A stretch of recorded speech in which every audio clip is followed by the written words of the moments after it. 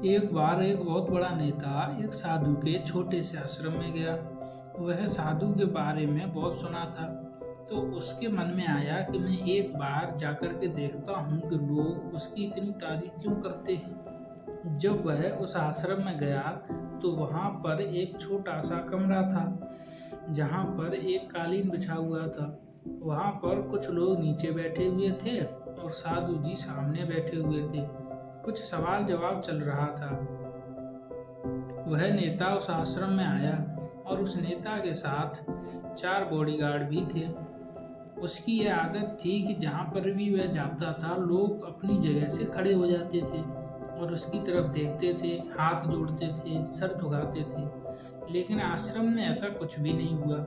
साधु व्यस्त होने के कारण उसकी तरफ देख तक नहीं पाए। तभी नेता को लगा कि यह मेरी बेइज्जती है और वह इस बात से गुस्सा हो गया। नेता ने थोड़ा गुस्से से साधु की बात को बीच में काटते हुए कहा, मैं आपसे कुछ कहना चाहता हूँ। साधु ने उसकी तरफ देखा और बोला, आप थोड़ी देर रुकिए, पहले मैं इनके सवाल का जवाब दे दूँ, उसके बाद मैं आपसे बात करता हूँ। तब तक अगर आप चाहें तो बैठ सकते हैं। वह साधु का इतना कहते ही नेता का चेहरा गुस्से से लाल हो गया। फिर उसने अपना सारा गुस्सा उस साधु पर निकाल दिया। अभी तक वह नेता बहुत तमीज से आप करके बात कर रहा था, लेकिन अब वह तू तड़ाक पर उतर आया।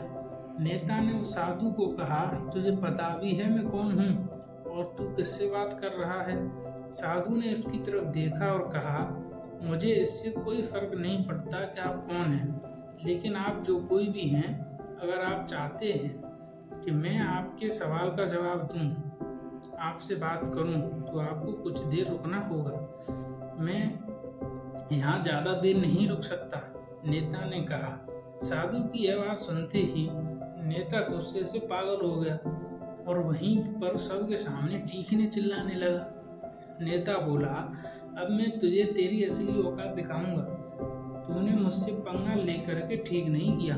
तुझे पता भी है मैं तेरे बारे में क्या सोचता हूँ? साधु ने फिर से नेता की तरफ देखा और बड़े ही प्रेम से कहा कि मुझे इससे कोई फर्क नहीं पड़ता कि आप मेरे बारे में क्या सोचते हैं। आप चाहे वह मेरे बारे में सोच सकते हैं। फिर नेता ने उससे कहा कि तू चाहे सुनना चाहता है या नहीं, लेकिन मैं तुझे यहीं सबके सामने बताऊंगा कि मैं तेरे बारे में क्या सोचता हूँ।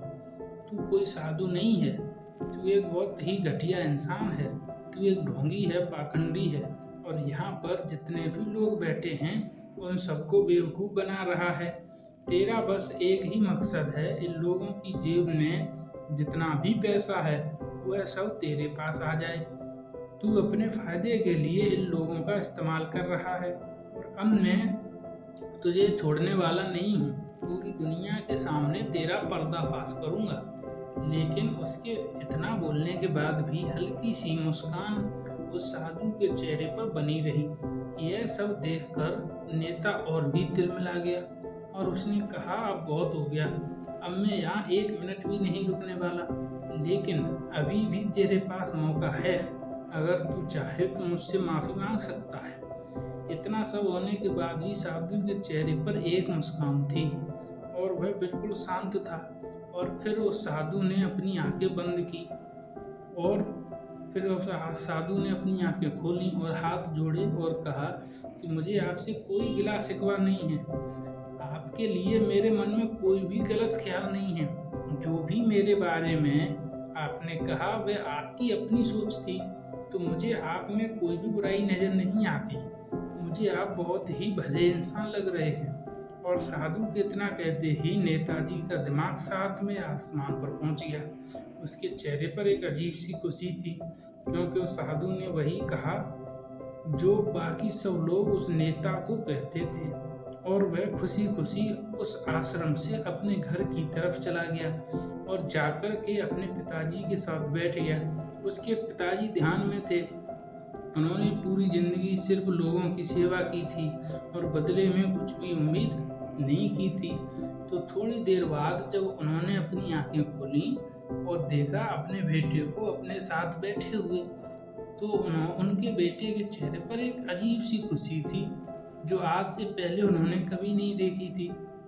फिर उसने एक एक करके सब कुछ बताया कि आज क्या हुआ, किस तरह से वह आश्रम गया और वहाँ पर क्या हुआ, उसने क्या कहा और साधु जी ने क्या कहा। जब उसके पिताजी ने पूरी बात सुनी तो वो थोड़ा सा मुस्कुराए और अपने बेटे को देखकर बोले कि बेटा, उन्होंने तुम्हारी तारीफ नहीं की, उन्होंने वह नहीं कहा कि जो तुम हो, उन्होंने वह कहा जो वह खुद हैं। और तुमने जो भी कुछ उनको कहा वो नहीं कहा कि जो वो हैं, बल्कि तुमने वह कहा जो तुम खुद हो। यही बात वेदों में भी कही गई है, यथा दृष्टि तथा सृष्टि। यह दुनिया तुम्हें वैसी नहीं दिखती जैसी यह दुनिया है, यह दुनिया वैसी दिखती है जैसे तुम खुद हो। जिसकी नज़र जैसी है उसके लिए यह दुनिया वैसी ही है। तो अगर तुम अपनी दुनिया को बदलना चाहते हो तो उसका सिर्फ एक तरीका है, अपनी नज़र बदलो। धन्यवाद।